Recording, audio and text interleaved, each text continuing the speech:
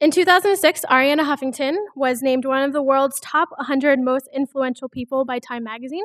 So we, of course, are very pleased to welcome her to Google New York. As many of you already know, she is the co-founder and editor-in-chief of the Huffington Post and author of 12 books, including her current one, The Right is Wrong, which she'll be speaking to you about today, and I think some of you already have copies.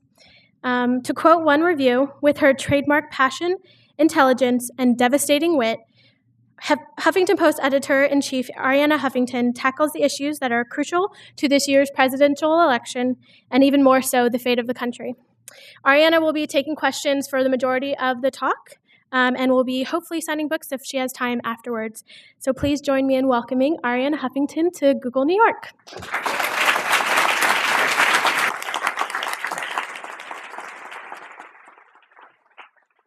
Thank you so much. Megan asked me if I wanted to speak behind the podium or speak from here, and I said I think it's more googly not to be behind the podium, right?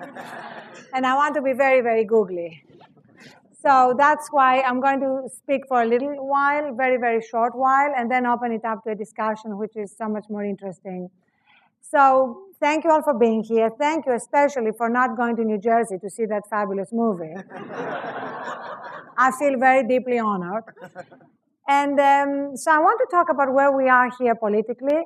How many people here are planning to vote for John McCain?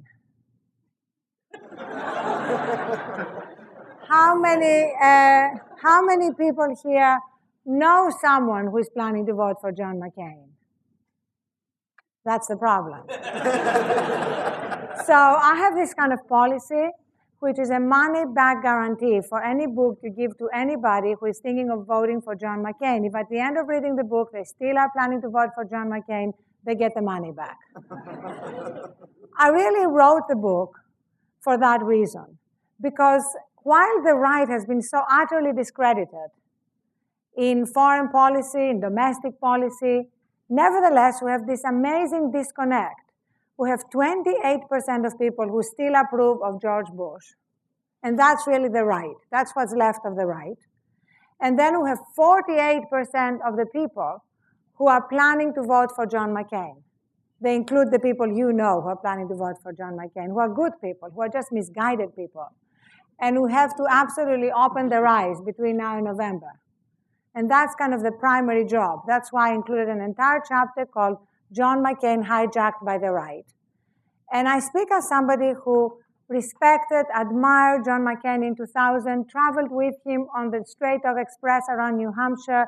I felt he was a real leader. And by that I mean, I didn't agree with him on everything, but I felt that he was a real reformer, that he was an independent thinker, and that that's what the country needed. So what happened to that John McCain? That's really the tragedy of this election. Because it's not that he flip-flopped. You know, politicians flip-flop all the time. You know, who cares if Mitt Romney flip-flops? You know, what did he ever really stand for or believe in except power? But John McCain was not like that. That's why his fall is a Shakespearean fall. It's like when somebody noble falls. It's a much more tragic fall than when a Paul just flip-flops. So the John McCain of 2000 that the media and so many members of the public fell in love with is no more. He's not going to be on the ballot in 2008. If you want to vote for the John McCain of 2000, you have to time travel. So let me just give you a few reminders of what happened to him. Remember when he said that he could not vote for the Bush tax cuts in good conscience? Twice he did not vote for them. Now he wants to make them permanent. He said during one of the Republican primary debates that he would not any longer vote for his own immigration bill. For me, perhaps the final surrender was when he actually said, and followed it up with a vote, that the CIA effectively could be allowed to use torture. So this man who has tortured himself voted against a bill that would have prevented the CIA from using torture. Now, don't you think this is the ultimate Faustian bargain? Not to mention his views on the judiciary, his views on same-sex marriage. This is a man who's basically given up everything. It's not that he's changed his mind. It's just that he has replaced his mind with George Bush's mind. So I wouldn't be surprised if he's somewhere now in some ranch clearing brush, because that's what good cowboys do. So for all those reasons, it's imperative to keep unmasking the John McCain of 2000 and introducing the new John McCain to the public. And the reason why this is imperative is that this country can very simply not afford a third George Bush term. And John McCain would be offering a third Bush term, especially, of course, when it comes to Iraq. You know, he actually has been saying again and again that the surge is working. You remember he went to Baghdad, and he couldn't even go back to that place where he had been before when he had told us that everything was normal and safe, because he could walk there surrounded by more soldiers than George Washington had at Valley Forge and 3 helicopters. Now, in his last trip, he couldn't even go there anymore. But nevertheless, the press that followed him, because they're still in love with him, they have not updated their images, came back and they kind of mouthed the same talking points, which basically come down to saying that Iraq is a quote-unquote mixed bag. Now, Iraq is not a mixed bag. Iraq is an unqualified catastrophe. Iraq is a mixed bag only in the sense that if you go to the doctor and the doctor says to you, you have a brain tumor, but the good news is your acne has cleared. And you go home and you say to your family, it was a bit of a mixed bag of a diagnosis. That's the only way in which Iraq is a mixed bag. But the media, are addicted to presenting every issue as though it has two sides.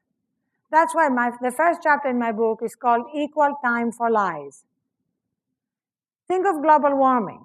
For years, we've debated the existence of global warming by having, on the one hand, saying Al Gore or the equivalent, talking about the dangers of global warming, and on the other hand, Senator James Inhofe, or the equivalent, telling us that global warming is a fraud.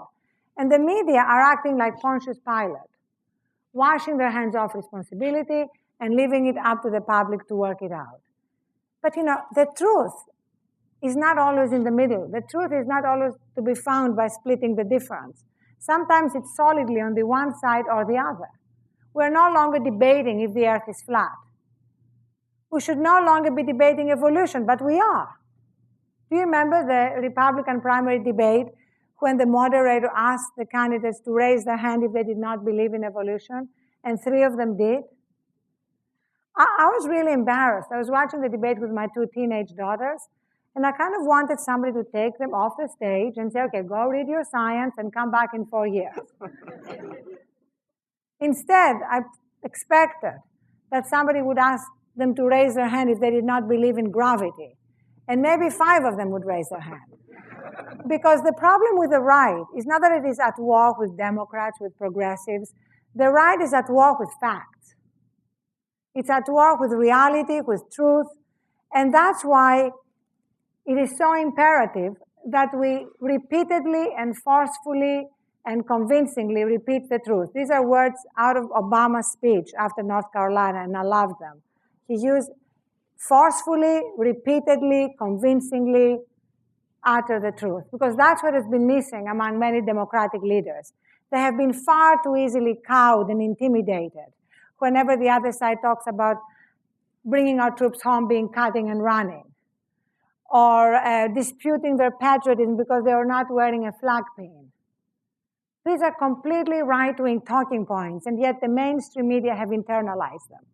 So the media, the Democratic leaders who are cowed by the right, and finally, fear-mongering are, in my opinion, the 3 main reasons why the right has been allowed to hijack this country. Fear-mongering has been a huge reason. The right has used the fear card so effectively, and they're going to use it again in November, because that's the only thing left for them. So fear-mongering works by appealing to our lizard brains. Those of you who are neuroscientists, you know how it works. It's like the rational brain is suspended, and the lizard brain is activated. The amygdala is the part of the brain that works. And then basically, you don't look at the facts, you don't look at what has happened to the country, you just want to be kept safe. And John McCain is going to try and convince the people that he is going to keep them safe, while if they vote for Obama, they will die. And their children will die, a horrific death. Congressman Steve King actually said recently, Al-Qaeda will be dancing in the streets if Obama wins. I actually think there should be zero tolerance for statements like that, because they are laughable and loathsome at the same time. And I think that the Democratic majority in the House, remember, we do have a majority there, it's hard to remember sometimes, but we do, should have introduced a vote of censure about that comment. Because it's okay to have Rush Limbaugh and Ann Coulter talk like that. You know, they are toxic curiosities.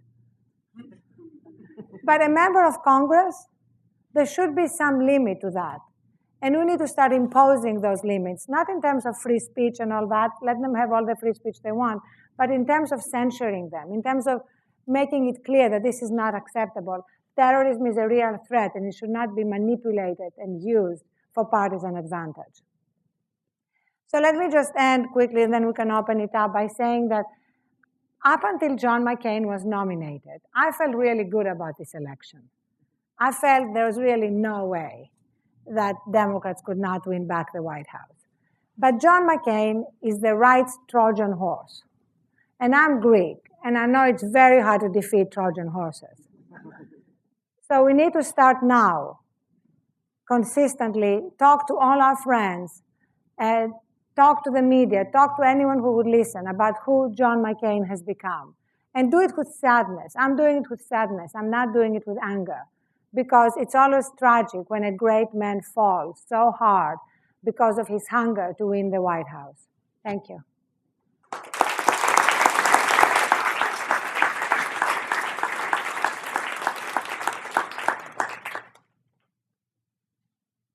And I would love to ask if you would tell me who you are and what you are doing here so I can also learn.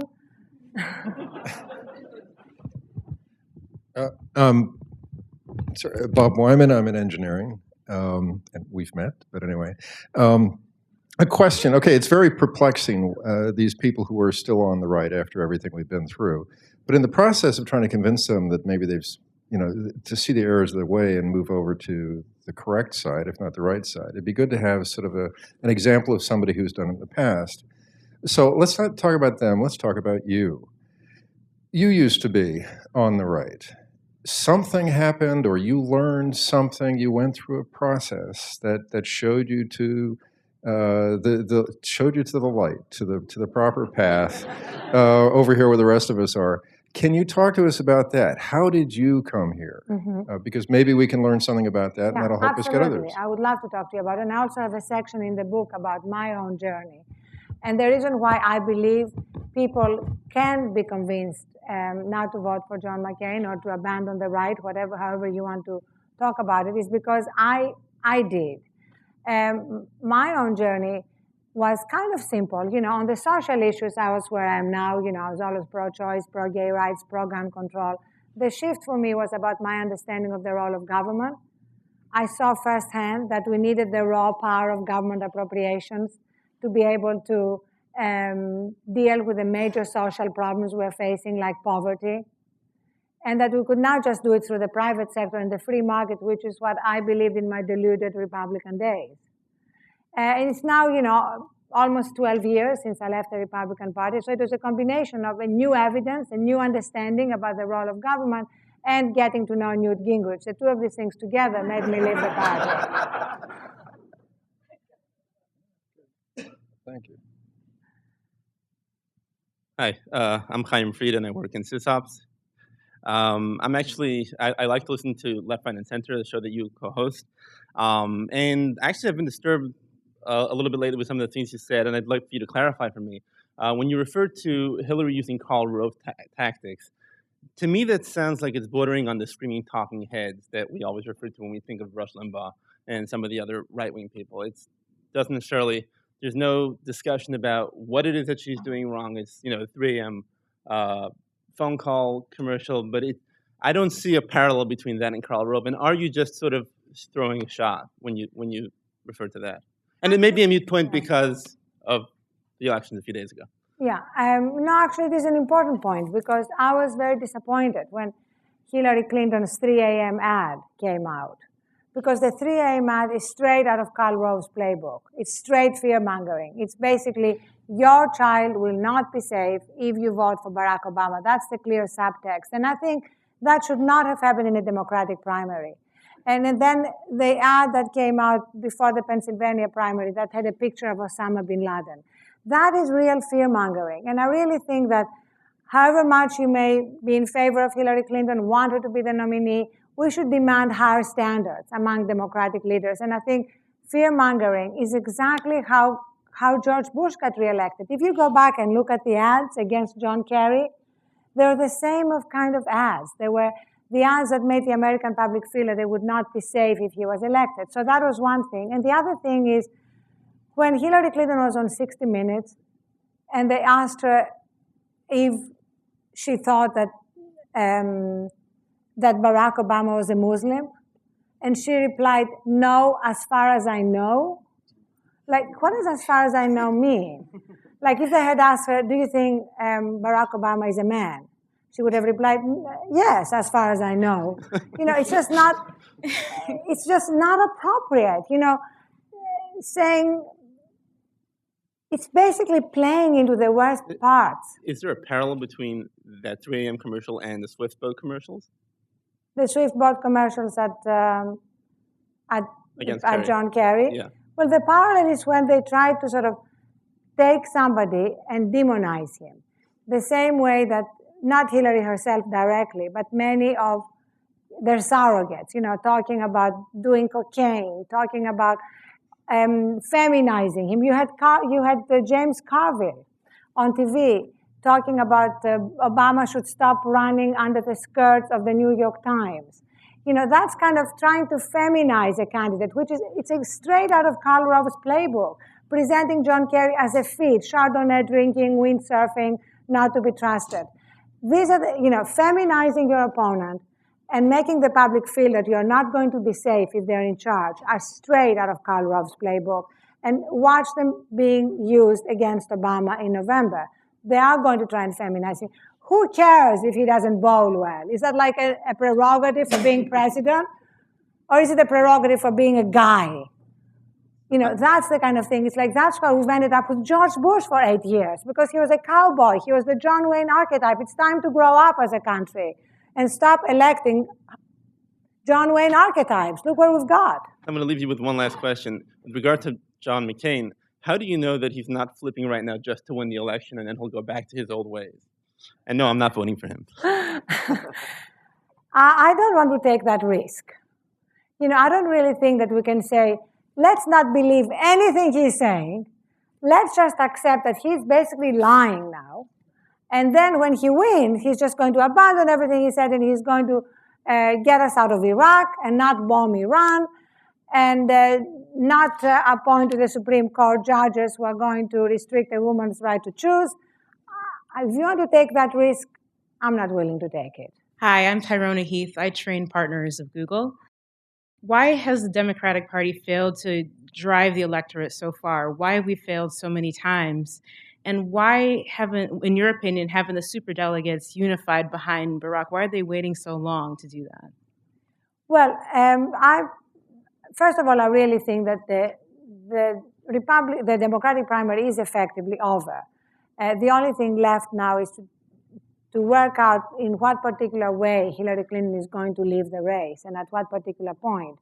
I've talked to quite a few insiders in the Clinton campaign. They are talking to insiders in the Obama campaign. They are discussing the possibility of the Obama campaign helping to retire her debt, which would be a small price to pay, guys. That's okay. Because as you know, she has contributed a lot of her own money to the campaign. So, I mean, I think they're going to work hard to try and put her on the ticket as a VP. I don't know where that will go. But I think she realizes, and the people closest to her realize, that if she leaves the race with grace, and definitely if while she remains in the race, she criticizes John McCain rather than Barack Obama, because that battle is kind of over, I think then both the party will heal faster and her own standing in the party will be greater. Thank you. My name is Prem. I'm a product manager on Google Checkout.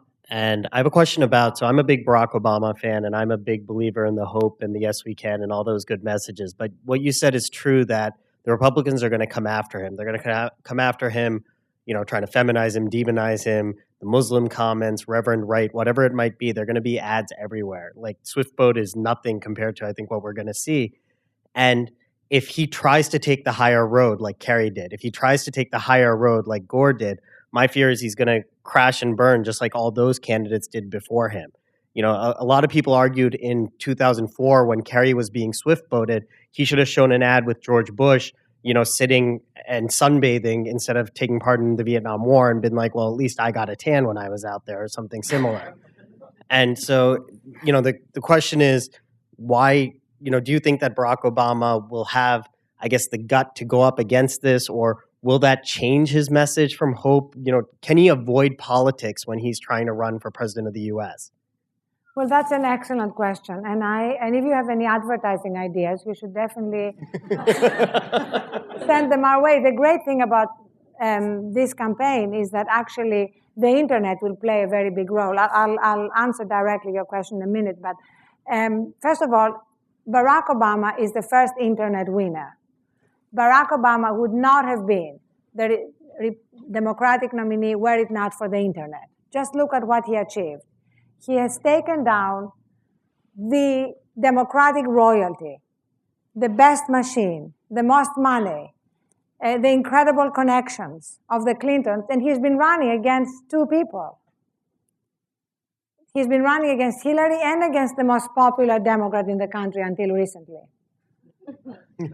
So, that could not have happened without the internet. Not just the raising of money, the Facebook, bringing Chris Hughes in from Facebook to run that whole operation. I met with Chris when I was in Chicago. It's just so impressive what they've done. I met with him just before the Ohio primary. They were going to have 1 million people knocking on doors in Ohio purely because of the Facebook operation. So what the campaign did is it made the connection that the Dean campaign had failed to make between viral success and on-the-ground success. So it's a phenomenon. But right now, you see, I don't really think that answering charges and being absolutely clear about where the truth lies is taking the low road. I think, again, if he goes back to his speech at North Carolina, forcefully, repeatedly, and convincingly telling the truth, anything they throw at him, all he has to do is tell the truth. Do you remember The American President, the movie? You remember Michael Douglas's speech at the end? That was sort of a great speech. It's kind of a model, I think, for Obama. He needs to dictate the game. What he did at the ABC debate and why he was so bad is that he played defense. He should have just said, George, Charlie, I'm not going to waste the American people's time answering questions that are straight out of Sean Hannity about flag pins and patriotism. I'm not going to do that. I'm not going to demean this process. Don't you think the public would have been with him? So he can do that now, especially now that he's basically the nominee, and the campaign has handled the last 48 hours brilliantly. They have completely pivoted against John McCain, and they're already running a general election. So I think he can do it without any contradiction and without abandoning the message of hope and the future and yes, we can, and all the things that have made him so inspiring. Thanks. Hi. First, let me say your hair looks fabulous in person. Oh, thank you. It's called Greek peasant hair, very thick, Why do you think that candidates like Kucinich and Ron Paul are unelectable? What comes first, being completely honest or being unelectable? Which leads to which? Well, I actually would treat those two candidates separately, because Ron Paul, even though he was very solid on the wall, if you dig a little deeper, he had some very kooky and strange views on a lot of other issues. So I think Ron Paul is unelectable because he's largely a cook with a good view on Iraq. But he's an honest cook. He's an honest cook, Right. but trust me, we can find an honest leader who is not a cook, right?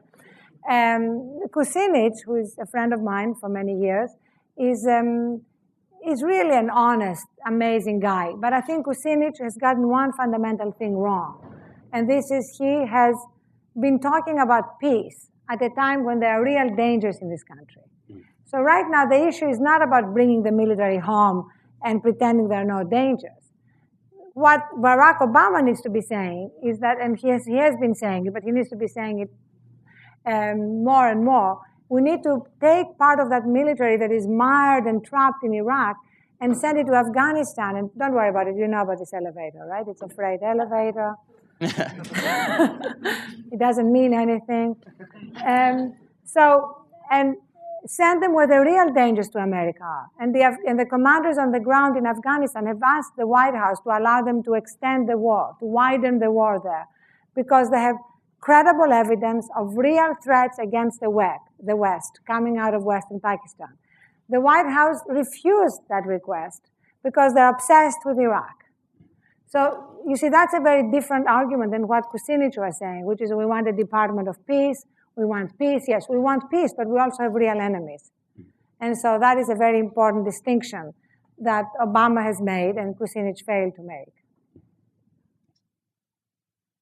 Hi, I'm Joshua Ross. I work in technical writing. You mentioned that there's this sort of ongoing love affair between the press and John McCain, and I'm sort of wondering what's behind that. What you think is behind that? I mean, here's a guy who is willing to talk and talk and talk to the press for hours and hours and hours. He says dumb things all the time. He gets the Sunnis and the Shia confused.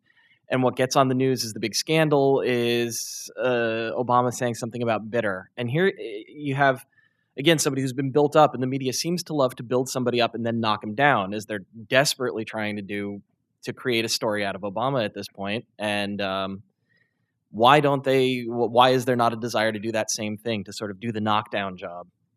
Well, I think part of it is that all love affairs die hard. The media did have a love affair with Obama, and it's dying hard. It's sort of hard to give it up.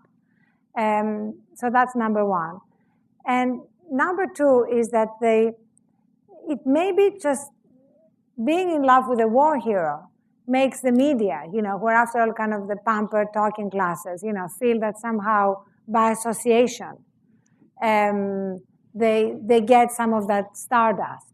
But I think the major issue is updating. The updating has not happened.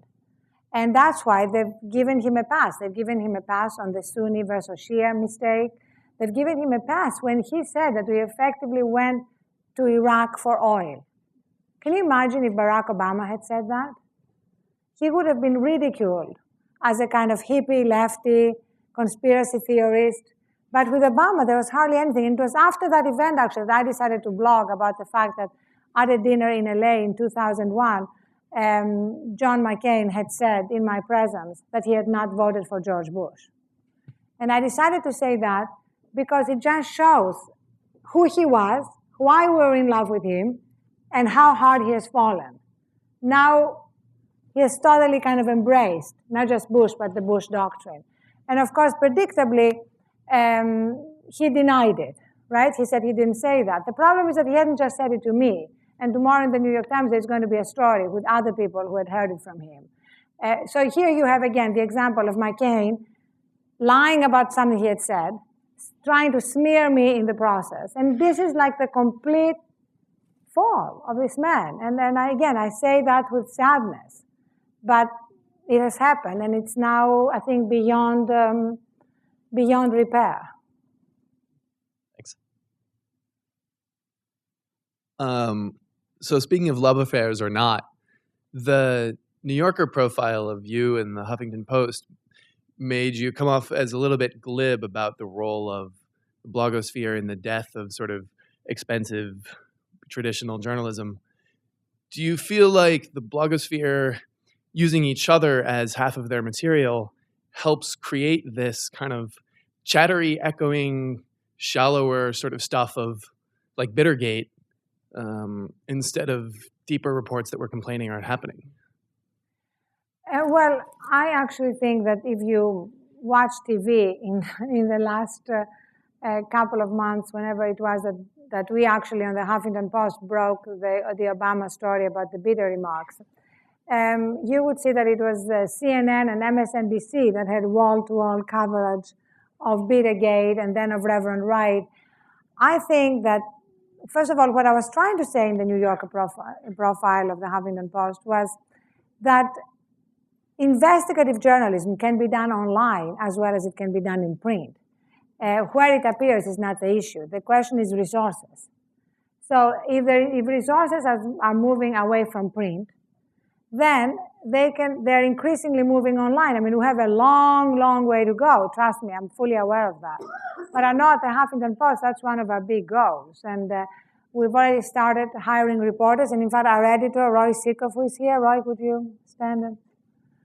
So, Roy and I are working to bring a whole other team of new reporters who are going to be doing investigative journalism. And that is the way of the future. But I have never said that what's happening online is going to be the death of newspapers.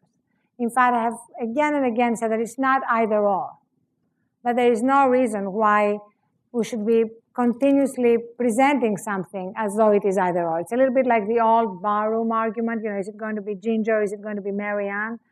It's 2008, let's have a three-way. Let's have print, let's have online, let's have print online and print. All that is completely open. What matters to us at the Huffington Post is adopting the best of journalistic traditions, fact-checking, accuracy, fairness. We have very strict standards for our bloggers. Any mistake they make, they have to withdraw within 24 hours or their password is removed. That is much more stringent than the New York Times that allowed Judy Miller's false stories about Iraq, aluminum tubes, and a nuclear threat to stand for months and months before they did their mea culpa.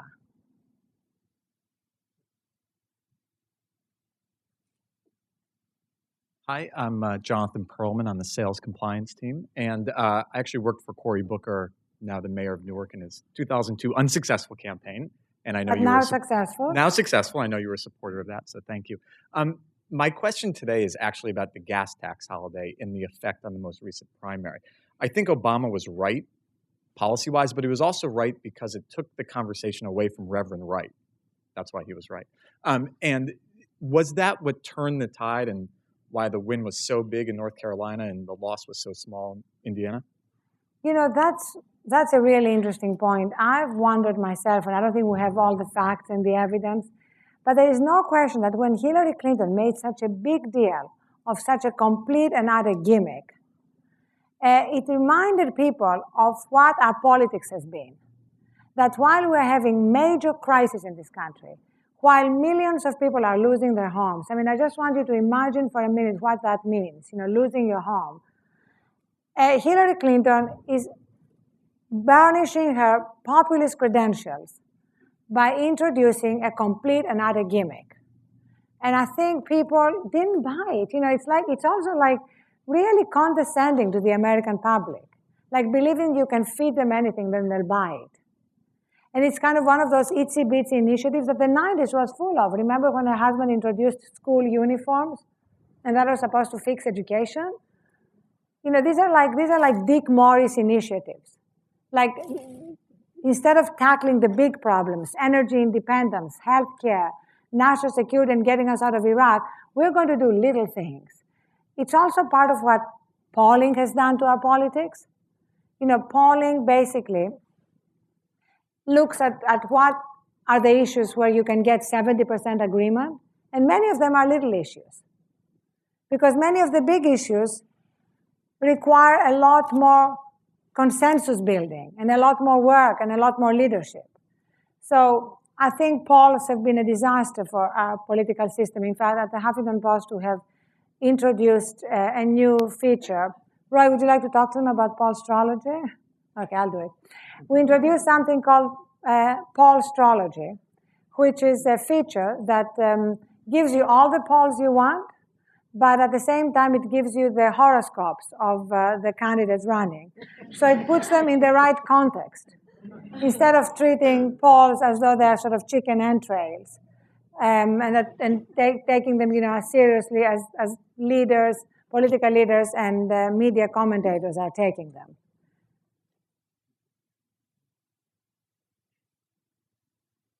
Hi, I'm Nick Santos. I'm a software engineer.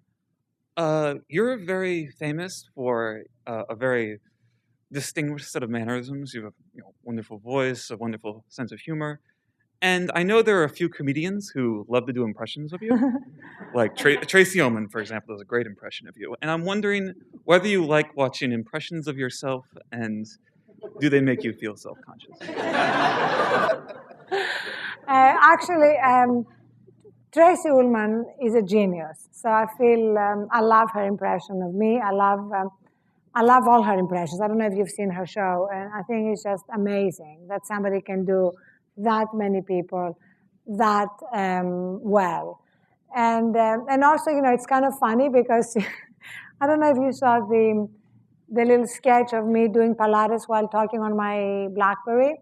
And I got a call from my Pilates teacher saying, I want to absolutely swear to you, I did not tell her that you do Pilates. So she also somehow sort of gets something about the person. I mean, she and I also are friends, so she knows a little bit about me more than if she had just watched me. But I think she's great. I'm delighted to hear that she's going to be doing another series. But I do not sleep with my laptop. Hi, Adam Deere. I'm in staffing, and I had a question going back to the Bush McCain kind of relationship. By all means, they should really hate each other. I mean, McCain should basically hate Bush for what he did to him in the primaries. What caused McCain to switch brains? Like what is making him become the Bush of 2008? I think it's very simple, that he obviously decided that he had to pander to the right. He had to abandon everything that he really believed, including calling Jerry Fowler and Pat Robertson and all of them the agents of intolerance. He had to seek the endorsement of John Hagee, the pastor who called the Catholic Church the Great Whore. And how much have you seen about that on TV, right? His own pastor problems have not exactly been treated with the same ferocity. So that is like what he decided he had to do in order to win the presidency. And that's the bargain that he made. And unfortunately, if you sell your soul to win the presidency, who are you going to be if you win it? Let me go for another one. You're one of the sort of the better known users of the internet. You've used it extremely well in what you do. We build a lot of, we're Google, we build a lot of internet tools, and we're trying to make the internet better. Can you give us any advice as people who are building the tools that you hopefully one day will be using? What should we be building, or what should we be trying to make better than it is today? Wow, I was going to ask you for advice. Well, first of all, let me ask you all, and I will try and answer your question. And also, if Roy or Mario Ruiz, who is head of communications, have any other ideas, please jump up. But let me first of all say that I was planning to end today by asking you to post on the Huffington Post whenever you want, because we've now become an internet newspaper with different verticals beyond politics. Media, business, which includes technology, living, entertainment. So if there is anything you want to write about in this conversational way that works on the internet, instead of just emailing it to your friends, send it to us. I mean, I'll give you my own email address, which is very simple, arianna@huffingtonpost.com. And that's how we've built our brand, by having a lot of interesting voices and like the ones in this room, writing about anything. It could be what you're doing in your job, or it could be your obsession, your passion outside your job, anything at all. So that's one thing that you could certainly do with us that would help the Huffington Post. In terms of what would make it easier? I mean, our editors are working a lot with search. Would you like to talk about the editor meetings that we have? Sure. We love you guys. I mean, that's been one of the big transformational things that's happened at the Huffington Post over the last 6 months, is we've sort of gotten the religion of search optimization and trying to figure out how to let people find us, not just as a portal, coming to the Huffington Post as their homepage or, having it bookmarked, but finding us for specific stories and specific issues and trying to get ahead of stories, being fast. And for instance, we owned Spitzer's whore. I think that was one of the search terms that worked very well for us. We got it first. And if you came looking for Spitzer's, you came to us. And got about 1 million page views off of that, and don't think we didn't appreciate it. Yeah, so we're thinking a lot about that. I mean, we look a lot at the Google Trends to see what are people interested in, because it's not really pandering. It's not trying to give them exclusively what they want. A little bit, I mean, if someone's interested in something and we're not necessarily aware of it, like we were amazed at how quickly that the story about the art student from Yale. I don't have to go into the details if you don't, but you remember the story. She was self-aborting and filming it, and it became quite the story. And it was the #1 story. Her name, which I'd never heard of, by 6 o'clock that morning, by 8 o'clock was the #1 Google trend. So of course we quickly got as much information as we could, put together a story about it, and so it's been a big part of how we've tried to expand our audience. As we've grown into the internet newspaper and not just a progressive political site for opinion and news, we've grown in that way, and we've tried to bring more people into the tent, and we hope that once they get there, they like what they see and want to see more. Well, it's great to use the stuff we have today, but where were we? What could we do better? Well, see, that's we're just following you. I mean. But that's a really good question, and here's what I want to do. At our next meeting with all our editors, I'm going to pose this question, and if you give me your email address, we will get back to you with suggestions of what you could do better, and then you'd better do it, though. Okay, great. Last question? Yeah. Last question from you? Not from me. Any other questions? Okay, one last question. The question is very basically, who is going to be the dad, who is going to be the Edward R. Murrow of the internet, who says, if you don't do the right thing, you're off, because you can't get off the internet, you can't kick someone off, and there's no one there to tell you necessarily they're doing a bad job, and there's no one there the next day to post that they did a bad job. Well, actually, that's why the Huffington Post is a hybrid. It's not a kind of an unadulterated blog item. It's actually, we've spent a lot of time and energy making sure that if you go backstage to post on the Huffington Post, we have ground rules. Like if you want to post a conspiracy theory, it will come down.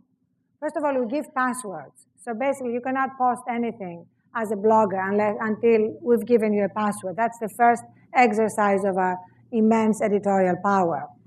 The second exercise of our editorial power is, are we going to feature you?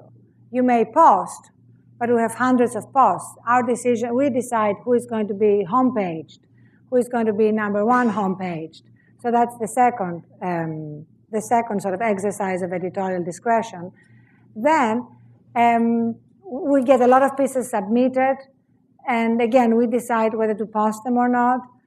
And when it comes to comments, again, our comments are pre-moderated, which we have like about 40 people working 24/7, because okay, I know what you can do for us. I got it. That's been like one of the hardest little things, which is the technology tools to screen for ad hominem attacks, for swearing, for all these things are really still very primitive. So we find that we cannot do it just with technology tools. We need to supplement the technology tools with human moderation. And that's not 100% either, because people have different ideas of what should be approved of or not, but at least we lose a lot of the trolls and the clearly ad hominem attacks. So if you can do anything to improve technology tools that can screen comments that should not be on a site, that basically destroy the sort of civility of the conversation, we will be eternally grateful. And so just another thing, of course, is the wisdom of the crowds. That it is phenomenal. The minute you post anything on the Huffington Post and there is any kind of mistake, a date, a name misspelling, don't you think it's like 3 minutes Yeah, I mean, somebody corrects it? yeah, my question would be, I think that there's actually more accountability. I mean, I think that I've had this discussion with a lot of people. I mean, she was saying about Judy Miller in the New York Times. Where was the accountability there? I mean, it's sort of this myth that there's this great, I mean, if you write a letter to the editor, when's it going to be put up? A week later? Is that when they're going to correct it? We correct something 5 seconds if it's called to our attention. As a matter of fact, we had something the other day where one of the people blogged about the Ben Stein movie about intelligent design and education, and they were using the John Lennon song Imagine, and which seemed like a horrible thing to have licensed that to that movie. And one of our bloggers wrote, this is a horrible thing. How could Yoko Ono? Does she need the money?